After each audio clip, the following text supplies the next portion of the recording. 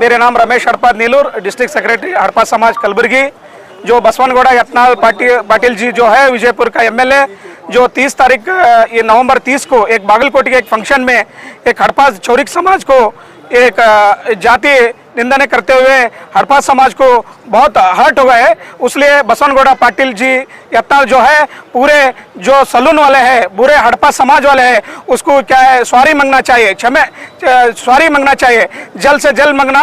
नहीं तो आने वाले चुनाव में हम विजयपुर में जो हमारा कम्युनिटी है पूरे, जो हमारा नहीं दूसरे पे छोटे मोटे जो कम्युनिटी है वो पूरे जने मिल को आपको चुनाव होने में अच्छा तुमको जो सिखाना है वो चुनाव होने में आप हारने के लिए हम काम करते हैं आपके खिलाफ बोल को ये आग्रह करते हैं हम।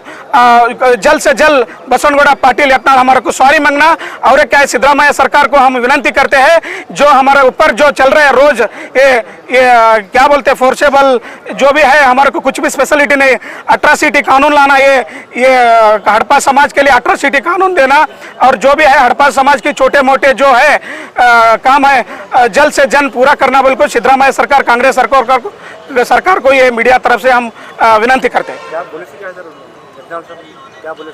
यत्नाल भाई जो कांग्रेस सरकार पिछले 7-8 साल पहले कांग्रेस सरकार था, वो समाजवादी ये समाज कल्याण इलाके सचिव या चांजने बोल के थे। उस समय क्या हड़पा समाज को हजाम नहीं बोलना चाहिए, गलत होता बात, ये नहीं होना चाहिए, किसको भी कम्युनिटी को जाति निंदा नहीं करना चाहिए, इसलिए हजाम नहीं बोलना चाहिए बोल को कांग्रेस सरकार बयान करे थे। ये यत्नाल पाटिल को है छोटे मोटे डायलॉग मारते, कहाँ पीछे एक 4 गुंडे रहते हाँ करते, वो नहीं चलना, ये नहीं चलना पाटिल साहब। ये छोटे मोटे कम्युनिटी वाले जो है दुनिया के है, छोटे मोटे कम्युनिटी के वोट के ऊपर से तुम जीते सो है, छोटे मोटे कम्युनिटी वाले को हर्ट नहीं करना, जल्द से जल्द तुम सॉरी मांगना। जो हम बोले सो बागलकोट में हजाम बोल को वो गलती हुआ बोल को पूरे हड़पा समाज के 18 से 20 लाख जो कर्नाटक में लोग हैं वो सबको सॉरी मांगना। अगर नहीं मांगे तो हर जिला हर तालुका में आपके खिलाफ स्ट्राइक कंटिन्यू चलते जारी रखते हैं। ओम श्री गुरु बसवलिंगाय नमः। ओम श्री गुरु बसवलिंगाय नमः। ಪ್ರಾತಃ ಸ್ಮರಣೆ ಬಸವಾದಿ ಶಿವಶರಣ ಅಲ್ಲಮ್ಮ ಅಕ್ಕ ಮಹಾದೇವಿಯನ್ನು ಹೃದಯ ಮಂದಿರ ಸ್ಮರಣೆ ಮಾಡಿಕೊಂಡು ಎನ್ನ ಆರಾಧ್ಯ ದೇವನಾದ ಹಡಪದ ಅಪ್ಪನ ತಂದೆಯ ಪವಿತ್ರ ಕರ್ತೃಗದ್ದೆ ಹಣೆ ಮಾಡೋದು.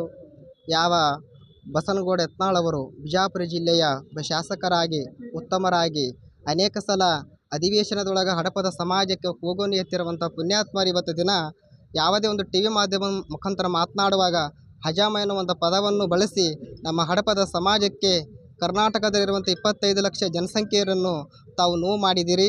ಅದಕ್ಕೆ ದಯಮಾಡಿ ನಾವು ಯತ್ನಾಳವರ ಮೇಲೆ ಅಭಿಮಾನ ಐತಿ, ನಮಗೆಲ್ಲ ಈ ಸಮಾಜಕ್ಕೆ ಅಭಿಮಾನ ಐತಿ, ಸಮಾಜಕ್ಕೆ ಕಣ್ಣೀರು ಹಾಕಿರುವಂಥ ಇವತ್ತು ಸಮಾಜ ಯತ್ನಾಳವರೇ ಮುಂದೆ ನೀವು ಬರಬೇಕಾಗಿತ್ತು ಬಿಜಾಪುರ ಜಿಲ್ಲೆ ಒಳಗೆ. ಅಂದರೆ ನಮ್ಮ ಸಮಾಜದವರು ಅನೇಕ ಜನರಿದ್ದಾರೆ ಅಲ್ಲಿ, ಆದರೂ ಕೂಡ ಹಿನವಿ ಕೂಡ ನಿಮಗೆ ಎಚ್ಚರಗೊಳ್ಳುತ್ತೀರಿ ತಿಳ್ಕೊಂಡು ಹಡಪದ ಸಮಾಜದವರು ಬಿಜಾಪುರಲ್ಲಿರುವಂಥವರು ಯಾವ ಕ್ರಮಗಳು ತೊಗೊಂಡಿಲ್ಲ. ಯಾಕಂದರೆ ನೀವೊಂದು ಸೀನಿಯರ್ ಆಗಿದ್ದೀರಿ, ಹಿರಿಯರಿದ್ದೀರಿ, ಹಿಂದಿನಿಂದ ಪಕ್ಷವನ್ನು ತಂದಂಥ ಪುಣ್ಯಾತ್ಮರಿದ್ದೀರಿ ಅಂತ ತಿಳ್ಕೊಂಡು ನಿಮಗೆ ಅನೇಕ ಸಲ ನಾವು ಹೇಳಿದ್ದೇವೆ.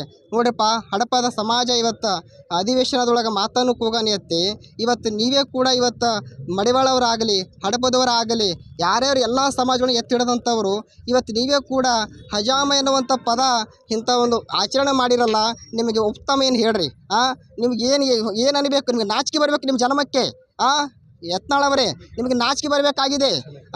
ಬಸವಣ್ಣನವರನ್ನು ಕೂಡ ಹಾಳು ಬಾಯಿಗೆ ಬಿದ್ದರಂತ ತಿಳಿದುಕೊಂಡ್ರೆ ಯಾಕೆ ಕರ್ನಾಟಕದಲ್ಲಿರುವಂಥ ಸ್ವಾಮೀಜಿಗಳು ಎಲ್ಲ ನಿಂತರೆ ನಿಮ್ಮ ಮುಂದೆ ಬರುವಂಥ ನಿಮ್ಮ ಆಡಳಿತ ಸರ್ಕಾರ ನಿಮ್ಮ ಇರುವಂಥ ಬಿಜಾಪುರ ಜಿಲ್ಲೆ ಒಳಗೆ ನೀವು ಬರಬೇಕಾಗಿತ್ತು ಅಂದರೆ ಕೂಡಲೇ ಹಡಪದ ಅಪ್ಪಣ್ಣನವರಿಗೆ ಏನು ಹಜಾಮ ಎನ್ನುವಂಥ ಪದ ಬಳಸಿರಲ್ಲ, ಆ ಪದವನ್ನು ನೀವು ಕ್ಷಮೆಯಾಚಂತ್ರವಾಗಿ ಮಾಡಲಿದ್ದರೆ ಕರ್ನಾಟಕದಲ್ಲಿರುವಂಥ 25 ಲಕ್ಷ ಜನವನ್ನು ಕೂಡಿ ನಿನ್ನ ಮನೆಗೆ ನಾನು ಮುತ್ತಿಗೆ ಹಾಕ್ತೀನಿ. ಯತ್ನಾಳ ನಿನಗೆ ಎಚ್ಚರಿಕಿರಲಿ. ಏನು ಯತ್ನಾಳವರಿಗೆ ಏನು ಹೇಳಬೇಕು? ನಿಮ್ಮನ್ನು ಮಾತಿಗೆ ಹಜಾಮ್ ಅಂತೀರಾ? ಸಿದ್ದರಾಮಯ್ಯನವರ ಹಿಂದೆ ನಿಮ್ಮ ಸರ್ಕಾರ ಇದ್ದಾಗೂ ಕೂಡ ಏನು ಹೇಳಿದಿರಿ ನೀವು? ಹಜಾಮ ಅನ್ನೋ ಪದಕ್ಕೆ ನಾನು ನಿಷೇಧ ಮಾಡ್ತೀನಿ ಅಂತ ಹೇಳಿದಿರಿ. ಸಿದ್ದರಾಮಯ್ಯನವರು ಕೂಡ ಏನು ಮಾಡಿದ್ರಿ ನನ್ನ ಸಮಾಜಕ್ಕೆ ಹೇಳಿ? ಕಣ್ಣೀರು ಹಾಕ್ತಿದೆ ಸಮಾಜ. ಏನು ಮಾಡಬೇಕಪ್ಪ? ಸಿದ್ದರಾಮಯ್ಯನವರು ಕೂಡ ಆದಷ್ಟು ಬೇಗ ಈ ಸಮಾಜಕ್ಕೆ ಹಡಪದ ಅಪ್ಪಣ್ಣನವರ ನಿಗಮ ಘೋಷಣೆ ಆಗಿ ಬಹಳಷ್ಟು ದಿನವಾಗಿ ಹೋಯಿತು. ಅದಕ್ಕೂ ಕೂಡ ನಿಗಮ ಘೋಷಣೆಗೆ ಬಜೆಟ್ ಬಿಡುಗಡೆ ಇಲ್ಲ, ಅದಕ್ಕಾಗಿ ಅನೇಕ ಅಧ್ಯಕ್ಷರ ಸ್ಥಾನ ಇಲ್ಲ. ಹೀಗಾದರೆ ಮುಂದೆ ಕಾಂಗ್ರೆಸ್ ಸರ್ಕಾರ ಜಾರಿಗೆ ಬರಬೇಕಾಗಿತ್ತು. ಕರ್ನಾಟಕದೊಳಗೆ ಇರಬೇಕಾಗಿತ್ತು ಅಂದರೆ ಹಡಪದ ಸಮಾಜಕ್ಕೆ ನ್ಯಾಯವನ್ನು ಕೊಡಬೇಕೆನ್ನುವಂಥದ್ದು ಅಟ್ರಾಸಿಟಿ ಕಾನೂನನ್ನು ಸಿದ್ದರಾಮಯ್ಯನವರು ತರಬೇಕು ಅನ್ನುವಂಥದ್ದು ತಮ್ಮಲ್ಲಿ ನಾವು ಮನವಿ ಮಾಡ್ತಿದ್ದೀವಿ. ಓಂ ಶ್ರೀ ಗುರು ಬಸವಲಿಂಗ.